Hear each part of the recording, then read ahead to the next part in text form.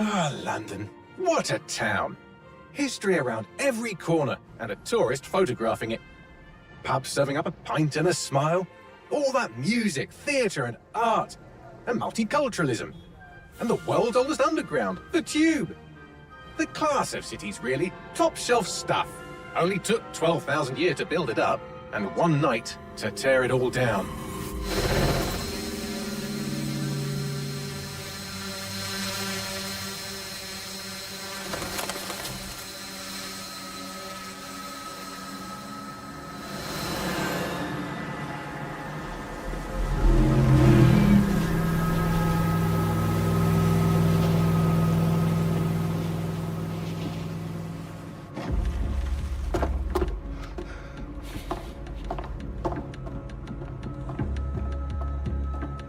What's our status? Perimeter security's down, but plenty of your flying friends about. Fucking hell.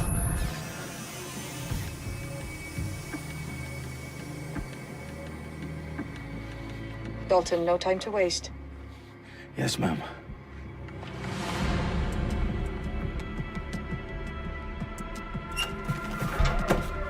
I'm in. Any idea what we're up against, Bagley? If you hadn't brushed off, I might. Ever consider leaving these security threats to the authorities? That's rich, Bagley. The government would sooner arrest us for trying to help than actually do something useful. We'll have to sort this one on our own. Carefully, Dalton. Bagley, are you detecting a little worry in Sabine's voice? Brilliant. Asking the computer about feelings. This explains so much. Shut it, you two, and get to work. There she is.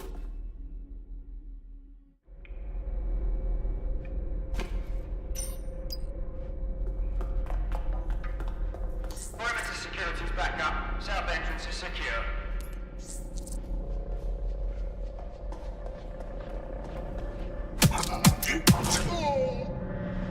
That hurt you more than it hurt me. Do us a favor and keep it quiet, Dalton. If they don't shoot me, I won't shoot them. How's that?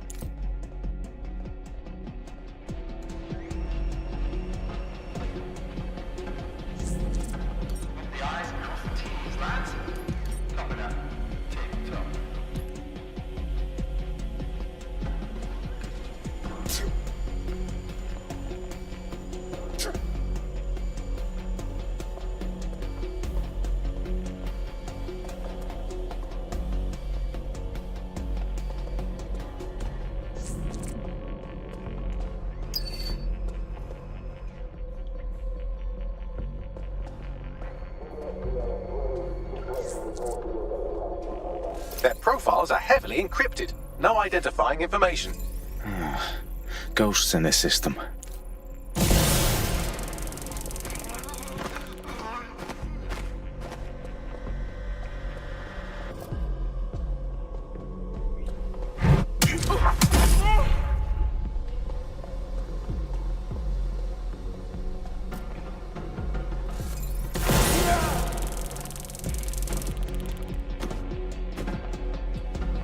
They've got loads of DedSec gear down here. Now why do you suppose that is? What? How did they get their hands on it? I don't know. But someone wants to make it look like DedSec was here. Shit. You need to proceed with extreme caution, Dalton. Who are these men in black anyway? Nothing identifying. I suspect that's by design.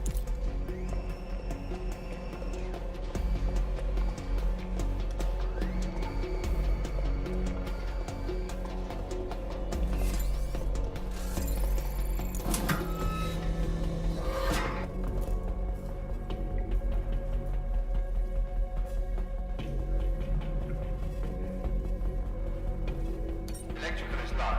Repeat. Fireworks are live. Oh, fuck me. The entire place is rigged to blow. Jesus, those canisters. Bagley, is that...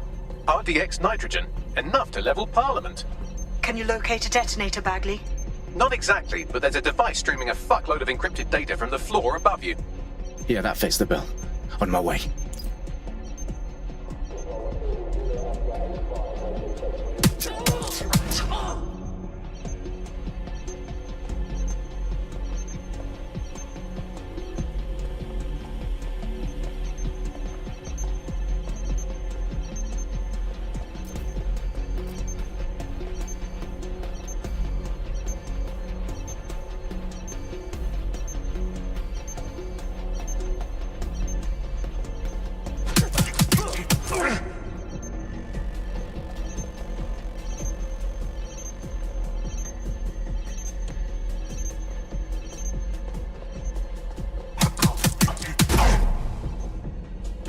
Staged DedSec propaganda all around the bombs.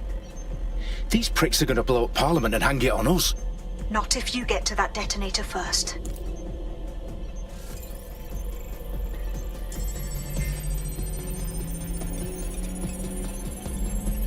Bagley, is that not the detonator? No, but it's a transmitter sending a signal to a device on the floor above us. Safe to assume that would be the detonator we're looking for.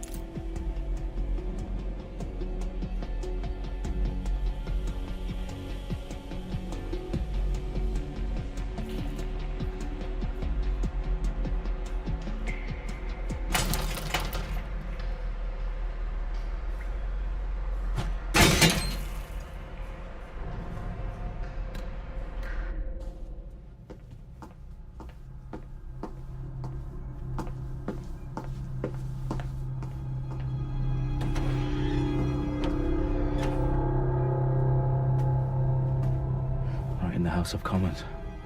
Whoever these men in black are, they've got brass bollocks to set up in the centre of government.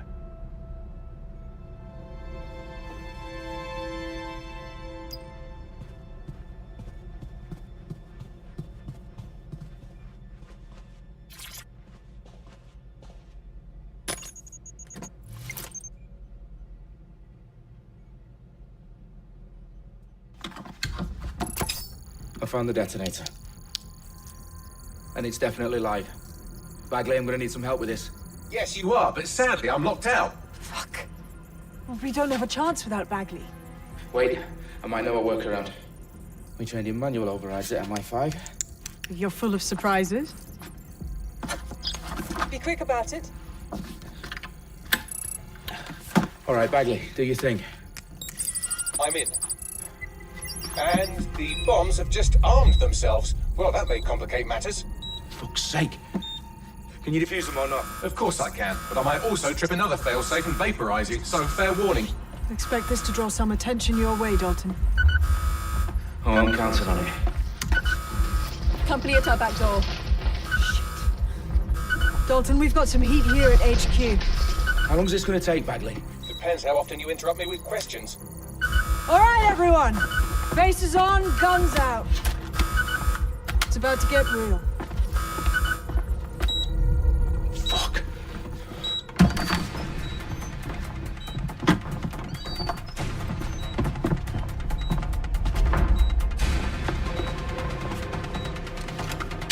They're on me. I'll try and hold them off.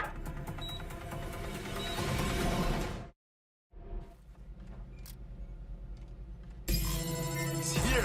I know it.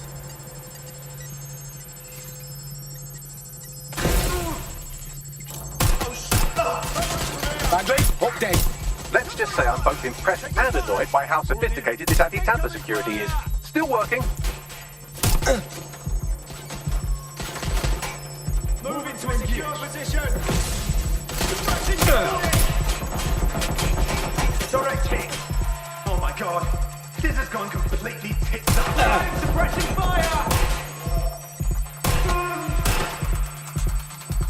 Bagley, tell me you're close.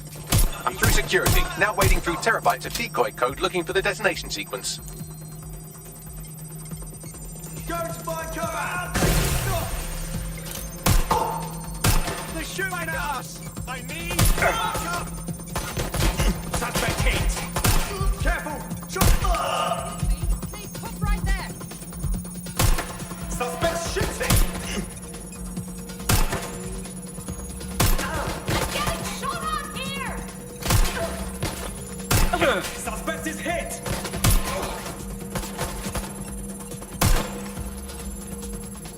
I need her.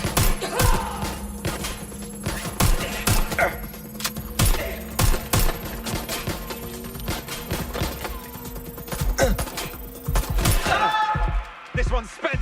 What a fucker. Stop them, Dalton. I need your physical appendages now.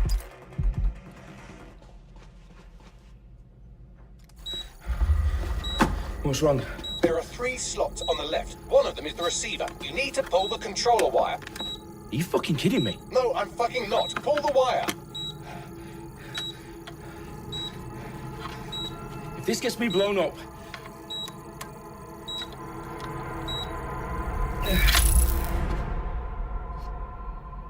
Bombs defused. See? That wasn't so bad, was it? Bagley, you bastard.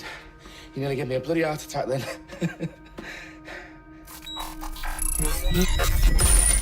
Whoa, what the fuck am I looking at?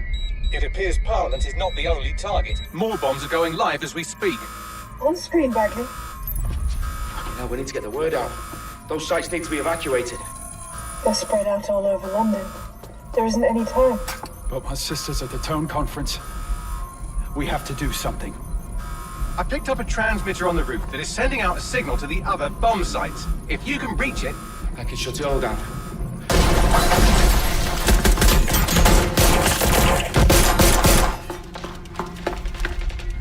Sabine! Fuck! Dalton, we're breached! Go! The roof!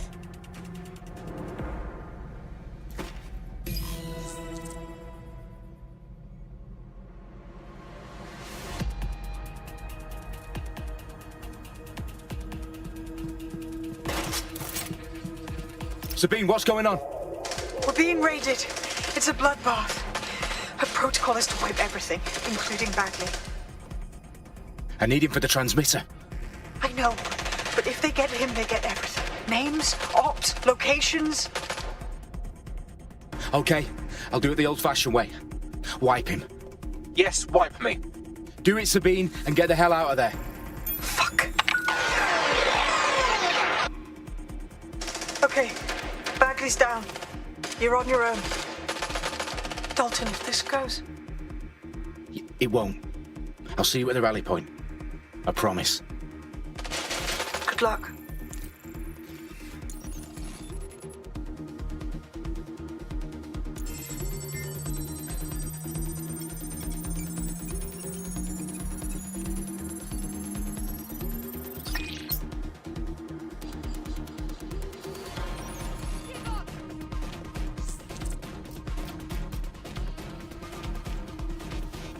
Ross, stay down. I saw something on that turn edge. No need to push. I need help.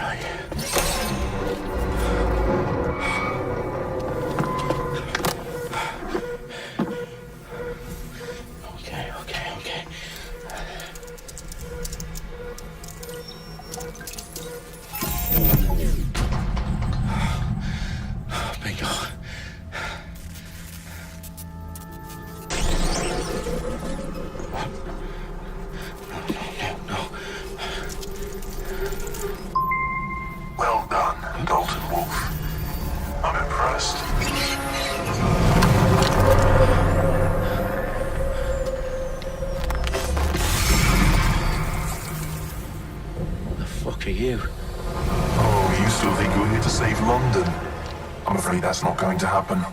You're here to help us with some important work. Important work? Killing thousands of... Exactly. To save the world. You do know Londoners have died before, hmm? The plague, the Great Fire, the Blitz. It's not much fun. But destruction is always the cure. And it begins today. Zero Day.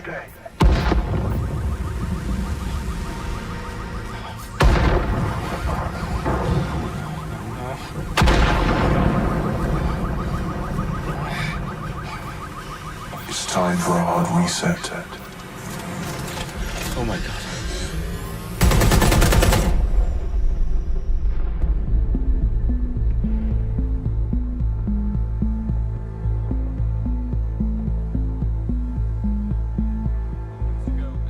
Explosions devastated 3 sites in London. Authorities are asking residents to remain in their homes as the situation continues to develop. We have received no official casualty total, but it is expected. Mourners gathered for a series of candlelight vigils that brought closure to thousands of families and indeed to an entire city. London is now laser-focused. Today at 10 Downing Street, where Nigel Cass, CEO of private military company Albion, received a mandate to secure London. Cass has vowed to hunt down DedSec. Terrorist responses play a false. Albion used cutting-edge artificial intelligence systems and autonomous drones to capture the remaining members of DedSec. A stark warning to would-be insurgents. Some corporations are posting record profits due to increased efficiencies in production and distribution, enabled by the use of technologies initially developed and approved for security purposes. As crime numbers take a dive. Illegal gambling, drug trafficking and prostitution all down following prosecutions of the leaders of 4 of London's 5 largest criminal syndicates. The streets of Camden and Brixton. As Albion's mandate is extended indefinitely by the government, life finally begins to return to normal.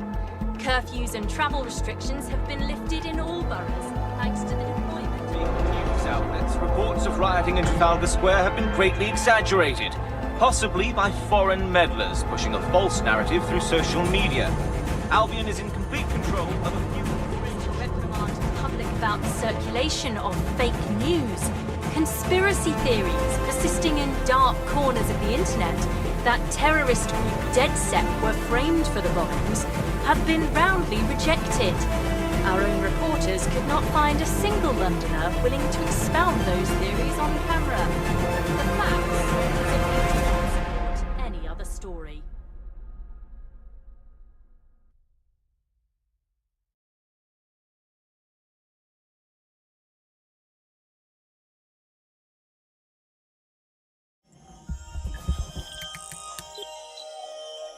I need to assemble a team, but I can't reboot DedSec alone. Let me break into London CTOS and see who's available.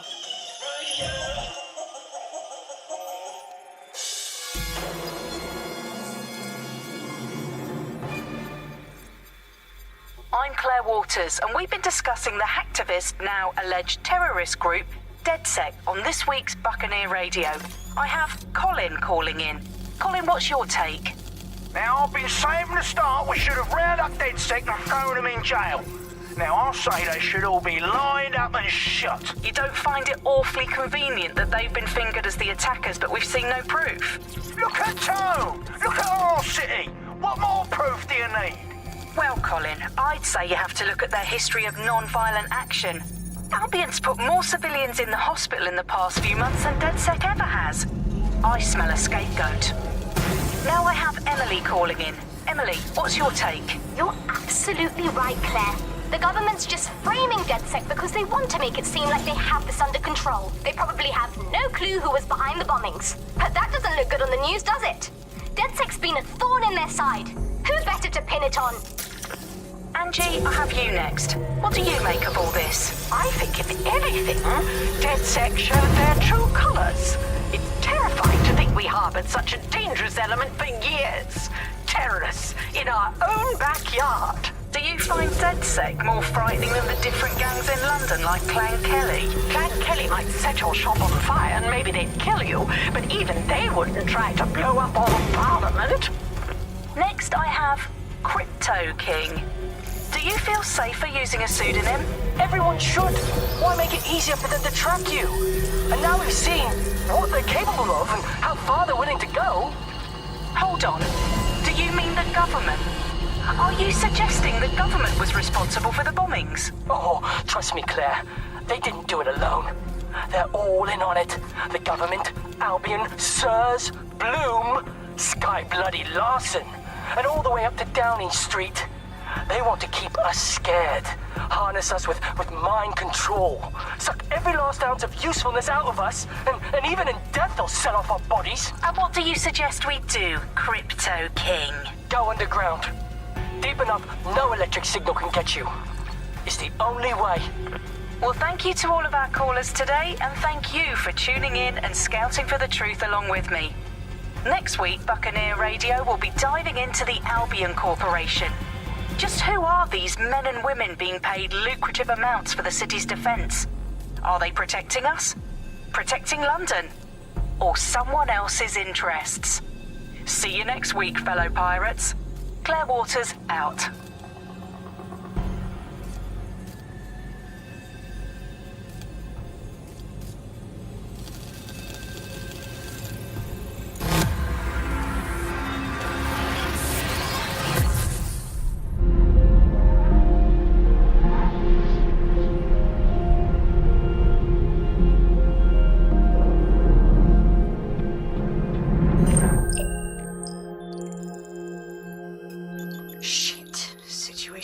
Than I thought.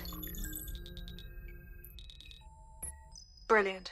Let's get the people of London on board.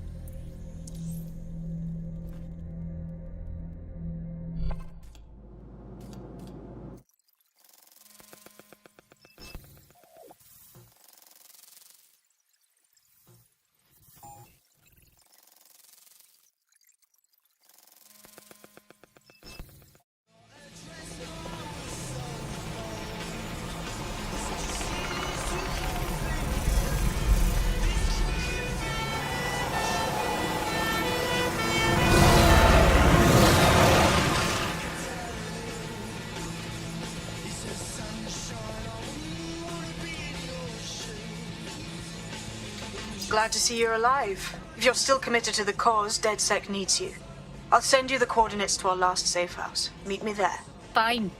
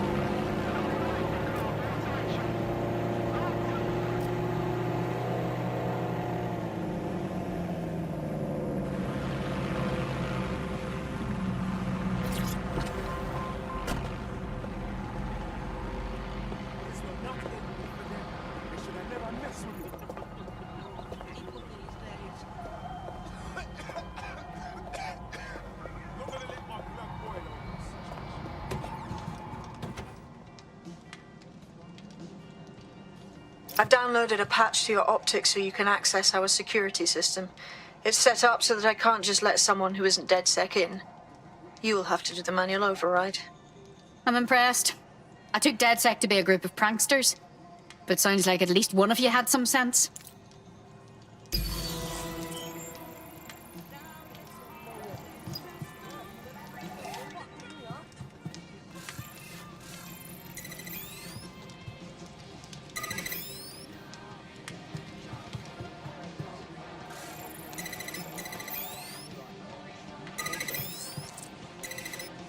One of Sabine's, are you? I'll see you downstairs later then.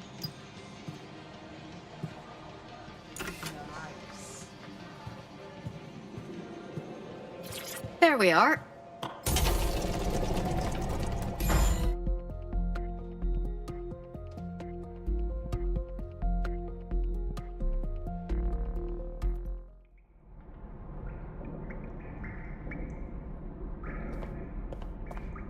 Christ, it's dark. Better get the power back on.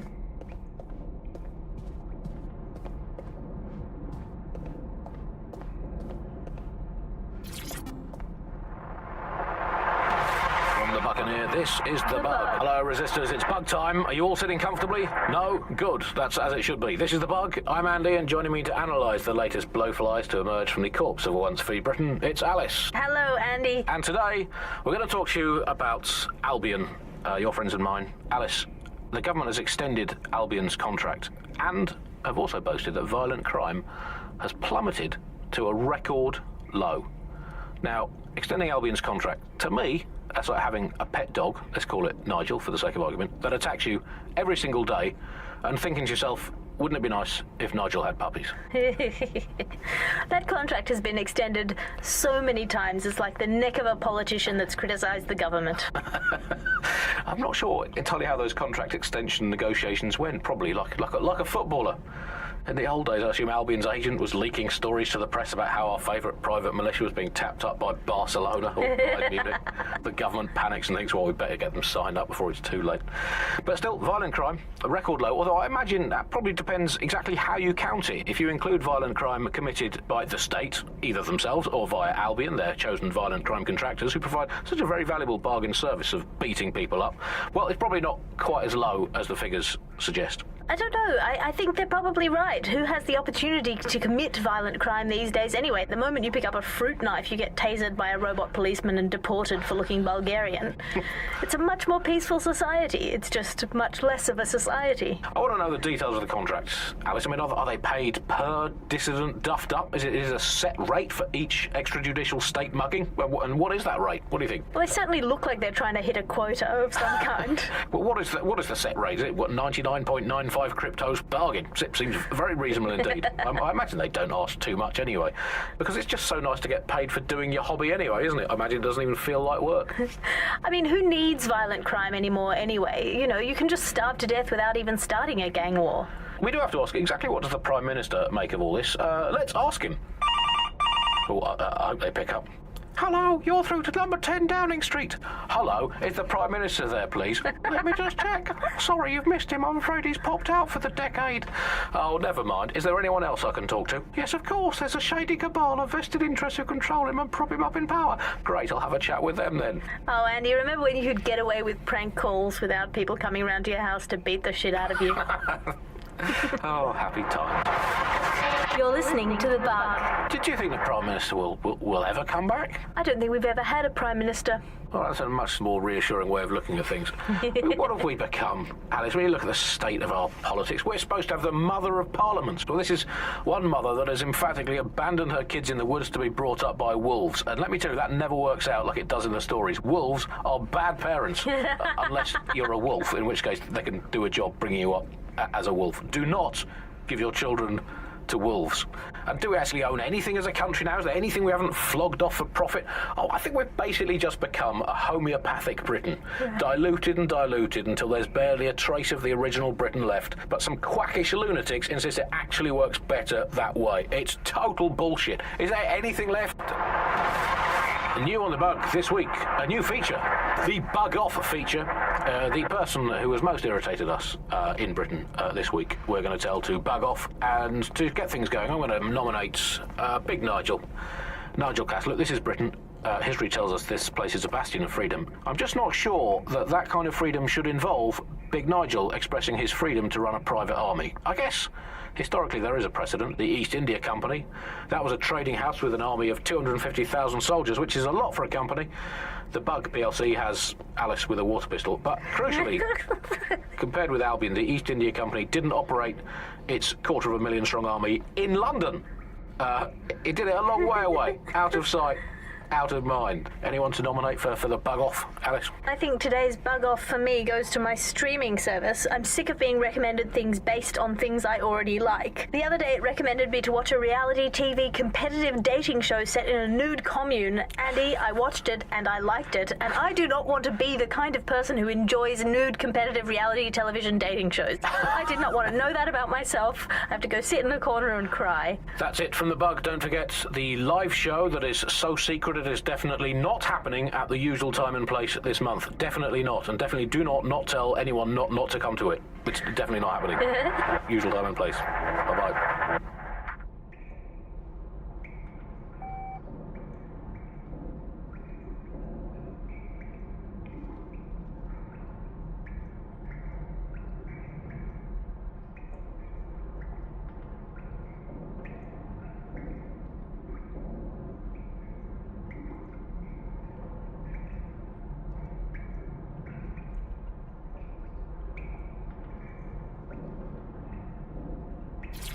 Coming up in today's episode of The Upload, we're talking about how Bagley managed to conquer London. pretty much my favorite topic. I could talk for hours about the rise of the AI system. It's easy to forget about its origins. It's so present everywhere we go now. Bagley just kind of blends into the background. Bagley is the service AI that's present in every Optic device. Whether you're using the Optic, Bagley will be there. The AI is streamed to your Optic from Bloom's central command center, and it was first created by Skye Larson, our tech hero, as part of her techno-utopian idea for the world. Why do you think it grew so quickly? In my mind, it's no surprise that Bagley became so popular. It's funny, useful, fast. It's a great companion and really just makes life so much easier. I mean, when you look back at all the service AIs that used to exist, they just can't compete. When you ask Bagley anything, there's a quick answer and loads of information available to you. One day, I let Bagley answer all of my messages for a whole 24 hours, and no one even noticed the difference. The other competitors really just couldn't compete with Bagley. Their answers were so much worse. They didn't understand anything, and Bagley pretty much gets everything right first time. Do you have any idea why Bagley really beat all the competition? Well, it's really the data, isn't it? Ever since Broker hooked up with Bloom, that's when things changed. And really, that's not actually that great. Bloom has data on everybody. They collect information about everything you're doing across the web through your Optic headset. Isn't the AI only good because of Bloom surveillance? Well, I suppose so, but I'd prefer not to talk about that side of things. Bagley is so special because it's been trained on this huge cache of information. That's how these AI systems work. Or at least used to work. I mean, we don't really know that much about the latest version because there's so much secrecy around the tech. But they're given this huge amount of training data. It's basically a huge database that's used to teach the AI about patterns in behavior. You know, so if you always travel the same way to your house, it can predict when you're going to go and get a self-driving car ready for you before you even ask for it. That's pretty terrifying. In some ways, I don't want this data to drive my life. It understands too much at times. Have you heard some of the rumors around the hacked version of Bagley? I've heard mutterings, yes. I've heard it's been used by DedSec. I wouldn't put it past them. It's pretty well known that they're not fans of Bloom. But the idea of a souped-up version of Bagley, given it's already so intelligent, is a bit terrifying. I wonder what they could actually make it do.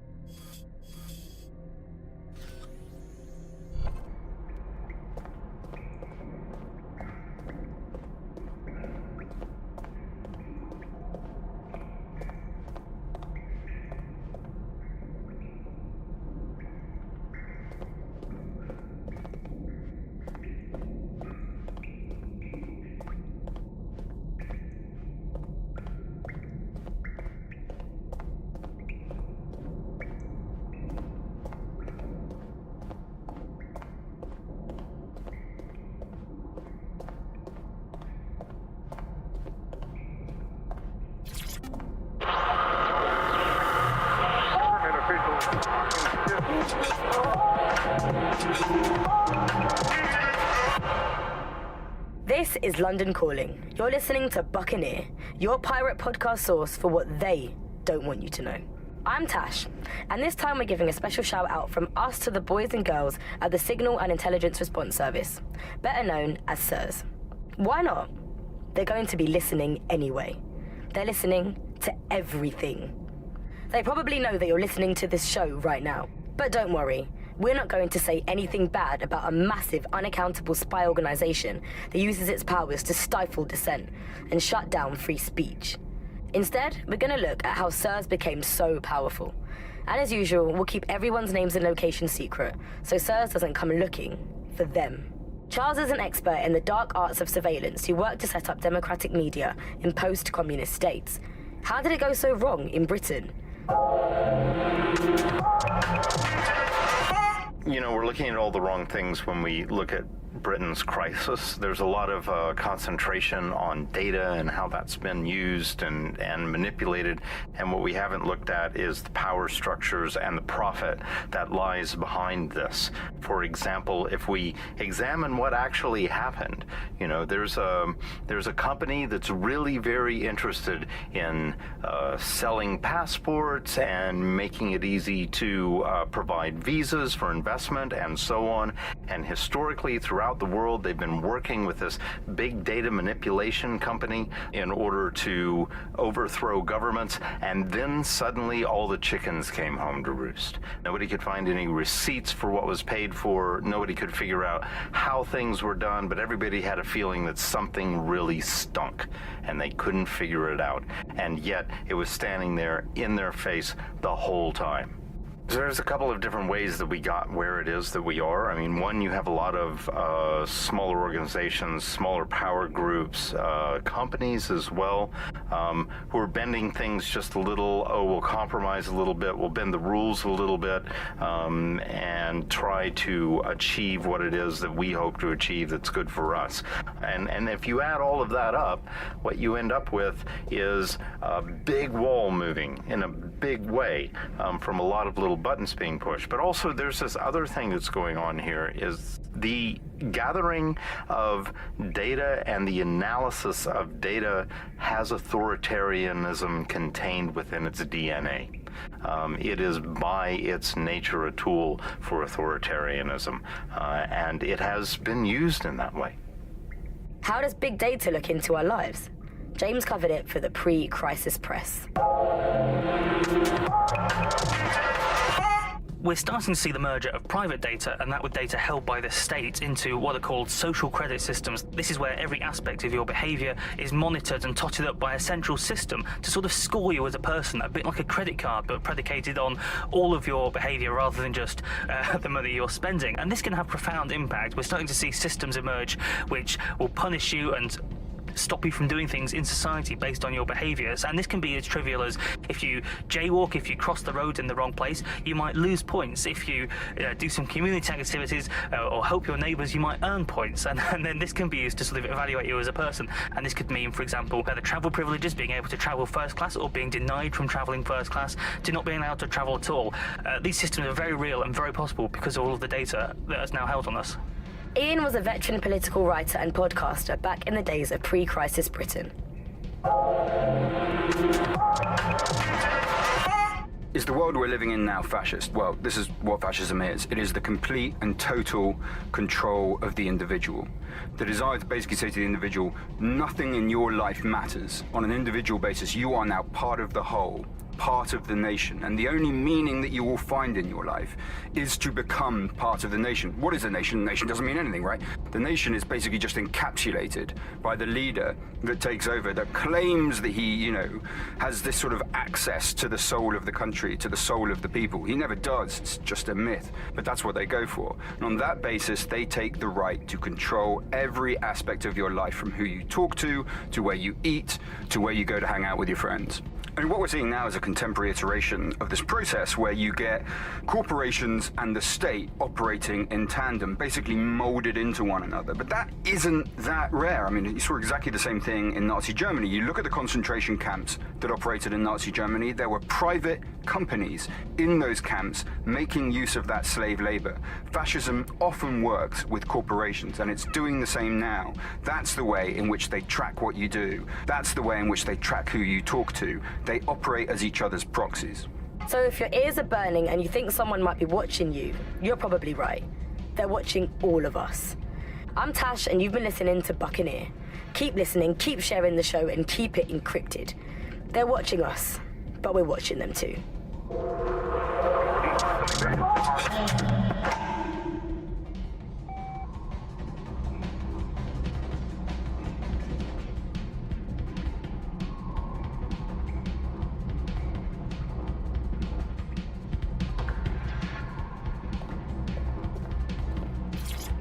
Hello and welcome to today's episode of The Upload.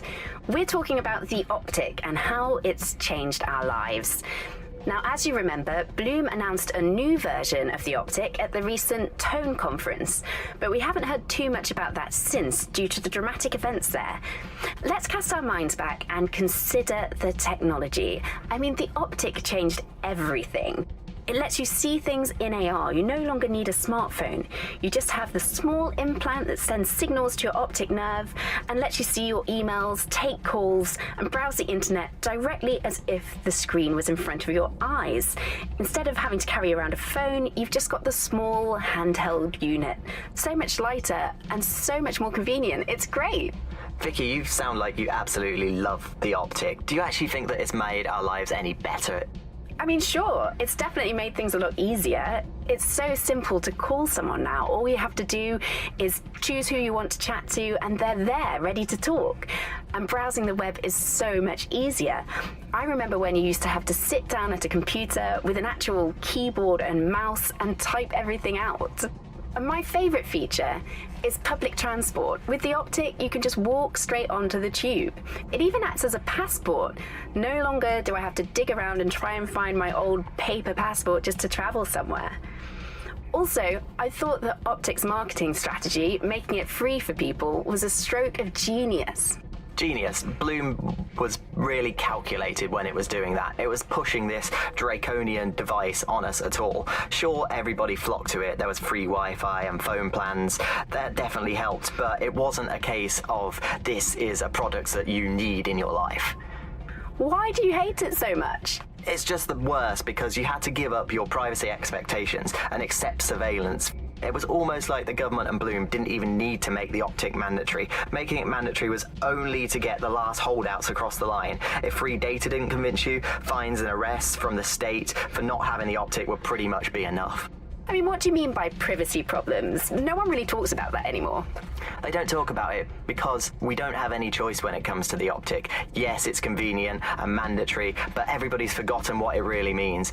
Here, you've got a whole company owning basically all the data about your life. Bloom can see everything that you can see. Nothing is private anymore. There are so many times when I don't want anyone to have a clue about where I am, who I'm chatting with, what I'm doing. It's not even dodgy stuff, but I just don't want anybody to blackmail me with this in the future by hacking it.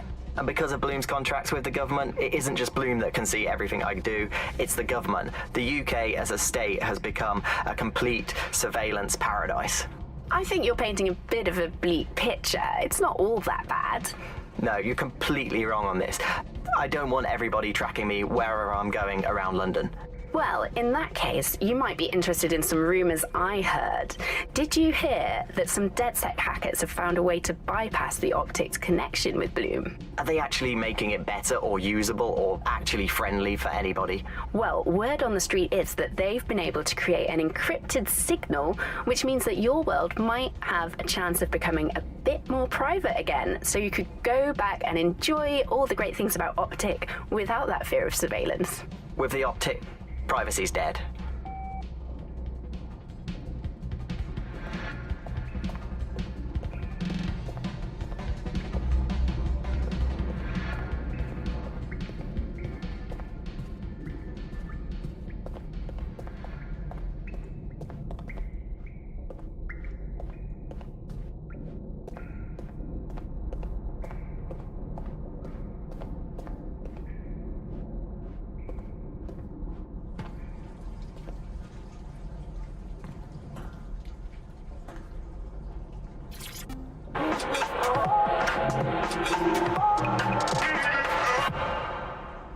This is London Calling. You're here with me, Tash, on Buccaneer, your source for what they don't want you to know. In today's world, we've all had to get used to our every move being tracked by the Optic on our temples, by the cameras around us, and with every click we make online. Seems like everything we do feeds the big data beast. Why are data giants like Bloom so hungry to get hold of our private information and our metadata? What are they using it for? Will we ever have real private lives again? What is privacy in the digital world? And what happens when capitalism and surveillance become one? As you know, we keep all names confidential on Buccaneer. Speaking from a secure location, here's new technology strategist Charles, who worked all over the world trying to keep democracy strong in the face of the data assault. If you have enough personal data on somebody, you're able to predict what it is that they're going to do. You can tell what they might be passionate about, but mostly you can tell what they fear. And if you can tell what someone fears, then you can manipulate them and you can move them in particular directions. Like, data is collected on citizens in every possible way. Data is collected through surveillance cameras. Data is collected from television sets. Data is collected from voter records. It's collected from how much power do you use in your house and how much water do you use in your house. In pre-crisis Britain, we got really used to all of our services being free. Everything suddenly became free that was digital. But what people forgot is that if you're not paying for it, then you're the product being sold. If technology brings out the worst in capitalism, capitalism brings out the worst in technology. Senior academic Alfie tells us how big business repurposes big data. Historically, what's happened, of course, is that people have traded their privacy for their convenience. As smartphones and other kinds of technology came in and became mass-consumed, mass-used items and technological objects, gradually people were so attracted to the affordances of these technologies that privacy kind of retreated into the background and into a state we've got now where it's essentially gone. Having this access to this data makes huge tech companies like Bloom so much more powerful than they would be otherwise, and not just in the obvious ways. Of course, there's a lot of worry and fear over what they can do with the data. They can track anyone, find anyone, see what every individual is doing at any point in time. But I think there's even deeper reasons why this data empowers these huge companies to control our society and make us do things. So lots of predictive technologies which are implemented by these tech giants. It's not only interested in knowing what we're going to do, but influencing the patterns of our movement. So technologies might suggest routes to use in the city, places to go, restaurants to go to, cafes to go to, music to listen to. And these suggestions are not just predicting what we might like to do, they're actually influencing the way citizens move, think, eat, meet, and use their city as a space. So London has become a place where a small group of surveillance capitalist companies like Bloom can control the movements of individuals and orchestrate the way they move around their city and the way they essentially live, the things they do, the things they enjoy and the life they lead. So we're really kind of outsourcing our decision making, I would say, to a huge corporate capitalist company, and there's something very, very scary about that indeed. All these technologies can be used to not only influence us to act as the perfect consumer, but also to prevent us from doing radical and revolutionary things. So technologies in foreign nations that have been used are things like heat map features which show where populations are gathering. In-game rewards can be offered to people to take different routes, things like that. Traffic data can be manipulated to prevent people gathering and protesting, as has happened in some of the authoritarian regimes across the world recently. So what we're looking at is not only a set of technologies which make people behave as ideal consumers, but ones which actually can be put to use to prevent radical and disruptive behavior in the city, which limits the power of any kind of revolutionary force. So, if you thought you had a private life, get used to it. You don't. And we're not going to reclaim our lives without a fight. I'm Tash, and you've been listening to Buccaneer, keeping the resistance informed. Keep listening, keep fighting, and remember, nobody owns you but you.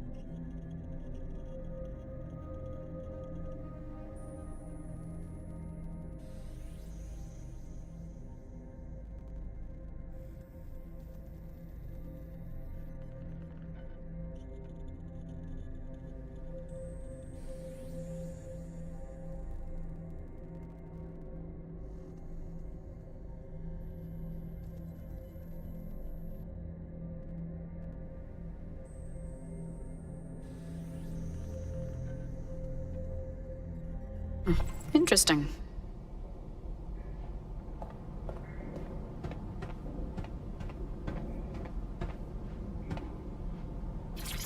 Coming up today on The Upload, we're talking about Skye Larson, the enigmatic founder of Broker Tech. Everyone knows her name, but no one knows too much about her. And we only really see her these days as a hologram. She was pretty young when she launched Broker Tech, the company that is best known for introducing Bagley to the world. Nowadays, it's hard to remember a world before Bagley. And I think that what Skye Larson's done with Bagley is absolutely incredible. Bagley is the most advanced, significant AI of our time, and it's really blown all the other AIs that were created out of the water. Yeah, I mean, I can't really imagine the Optic without it. But what do you know about Skye Larson herself? Not a lot, other than that she's actually pretty incredible. I've followed her work for a long time, and she's always been a pretty private person. I know that she supposedly grew up in the countryside, but there isn't actually that much more we know about her other than this tech that she's put out into the world. I've always found it a bit creepy that she's so obsessed with this idea of transhumanism. Why wouldn't you be? When you've got a mind as amazing as Skye's, why wouldn't you want to take what you've got and actually augment it by working with technology, by improving your physical self, changing your body and the world around you, implementing more technology to extend your life and really sort of extend human capabilities? You sound pretty much in love with Skye Larson, I have to say. I can't comment on that, but I am a big fan of her work. She's been one of these people that has transformed the world around us, and just watching how her mind works from afar is pretty incredible, because some of what the technology she's introduced has changed how we all live our lives, and Bagley has been this really incredible assistance to humanity as a whole. Did I ever tell you that I actually interviewed Skye Larson once? Really? I thought she never spoke to the media or anything. So this was a long time ago, back in the day when she was a little bit more accessible. And she was one of these people that just had an amazing presence. You were inspired by her very being, and she was just incredibly talented and knowledgeable, and one of possibly the best living people that I've ever met. I'm not sure you're being too objective there. I mean, I imagine she's not very likable as a person.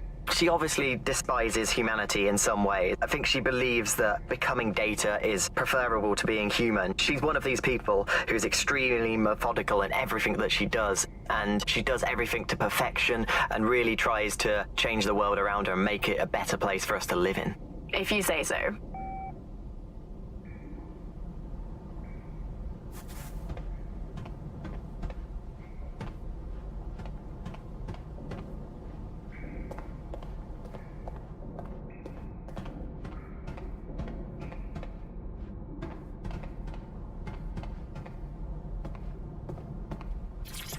Hello and welcome back to The Upload. In this episode, we're talking about CTOS 3.0, the city operating system that's now powering all of London. For those of you who need reminding, as if anyone does at this point, CTOS was first used in Chicago in 2014 and then San Francisco in 2017 before coming here to London. And every time it's been rolled out, it's been pretty much an unmitigated disaster. For those of you who are listening who are lucky enough not to be here in London's chaotic scenes, it's worth remembering that the telecoms tower is now owned by Bloom. The tower looms over northwest London. It's always been a communications hub, acting as part of the UK's television and communications network, although there's been some secrecy around its use, and now that Bloom owns it, it's only even more secret. Yeah, now everything that's part of Bloom's city surveillance operation is run through the telecoms tower. And I have to say, it looks completely ridiculous. It's got that silly crown thing at the top and all the blue light. What's that even about? What does it do? I don't see that there's any purpose to that at all. It's a blight on the skyline, if you ask me. And it's become the main point of control for millions of people. The System Network and Bagley are both operated and streamed from there too. And don't forget about the self-driving cars too. I always thought they were just running on their own. No, CTOS is the big control system behind the cars. There was a point back in the earliest days of self-driving car technology that they operated by themselves. They used to use a series of sensors to see the world around them. Radar, for instance, would look far off into the distance, while LiDAR would detect objects nearby. And while these cars still use some of this technology, Bloom's CTOS and its detailed maps and data that it has on London really makes Bloom be able to take control of it. And CTOS can take control of your car if you're parked incorrectly. It's no surprise that it was made mandatory to have a self-driving car. The system is so bad though, it's so annoying. Whenever I try to use one of the shareable self-driving cars, I always find myself stuck in traffic jams or roadblocks. Not to mention the accidents. I've heard so many stories of cars shunting into the back of others. I think they're worse than human drivers sometimes. The technology was meant to make things better, but Bloom has made it so bad that it just makes London even more chaotic than it was before. I'm giving up on the cars. I'm only using the bikes, which are not self-driving at the moment at least. And don't even get me started on the data. Everything that Bloom sees from your movements around the city and the self-driving cars is collected and feeds back into its big information control system. Oh, not you and Bloom and privacy again. You're a broken record. Not as broken as our city's cars.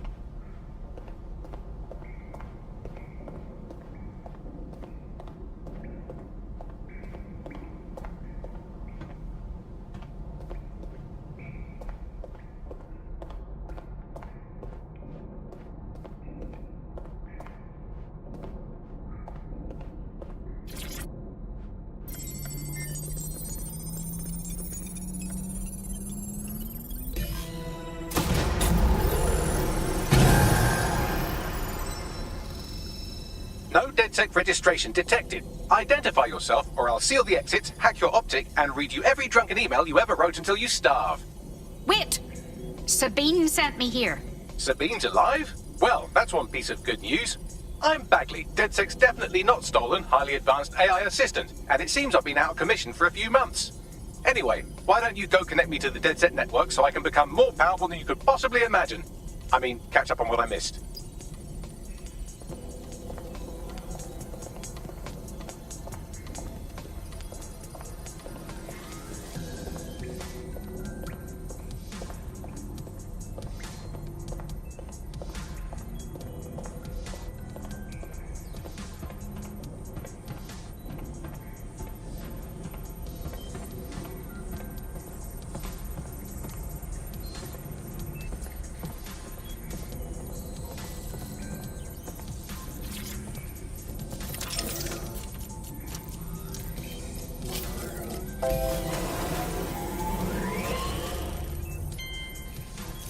Ah, that's it. I'm reconnected to the network, downloading our database, news archives, and oh no. Terrorist group DedSec responsible for deadly bombings in London? Dalton Wolf dead? I leave you people alone for a second and you immediately cock it all up. Bagley, do you have any information on who the real bombers were? There's a gap in my memory after Dalton, well, let's be honest, after I disarmed the bomb at Parliament. I'm missing information about what happened after I was taken offline. But from what I can infer, an unknown hacker group identified only as Zero Day was involved. I believe this Zero Day staged the attacks and framed DedSec for their dirty work. Come to my terminal. Sabine is requesting a video call.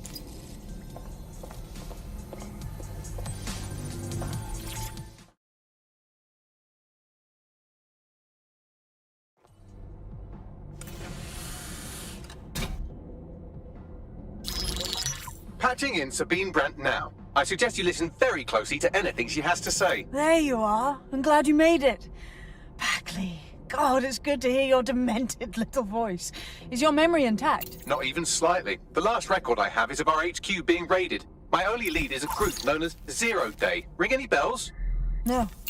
But the HQ was attacked by some men in black, the same that were at Parliament. Maybe working together.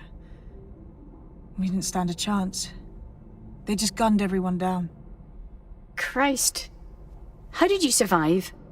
I managed to escape through the sewers to Camden.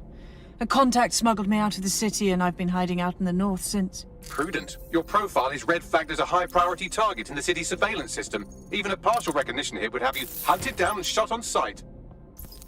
I'm sympathetic to your cause, but you can't deny that joining DedSec is a dangerous proposition. Especially these days. Listen, if anyone knows anything about risks, it's me. I lost everything and everyone.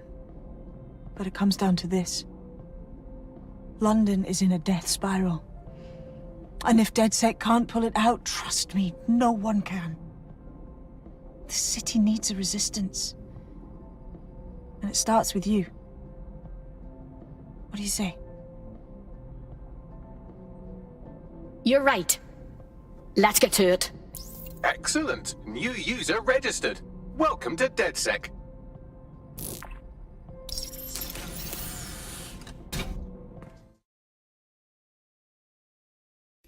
Now, it would be irresponsible of us to release you naked and mewling into the wild. You'll find equipment around the safe house that are essential items in your DedSec kit.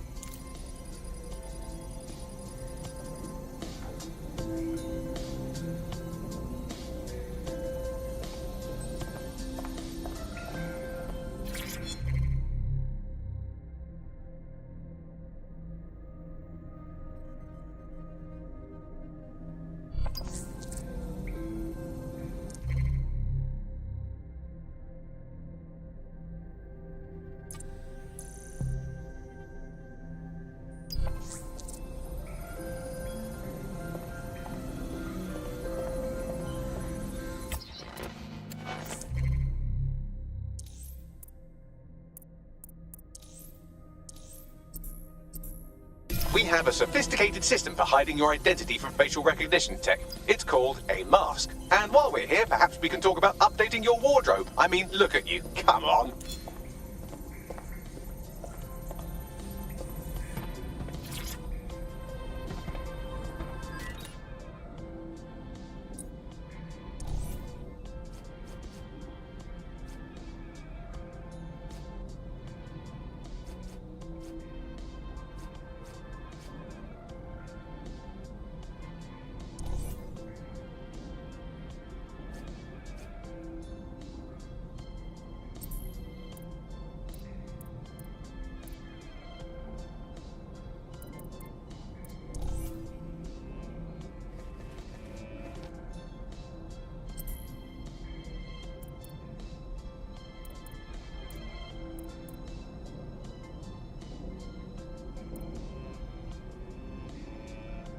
You've got all these fancy new toys, but it's also important to know the basics.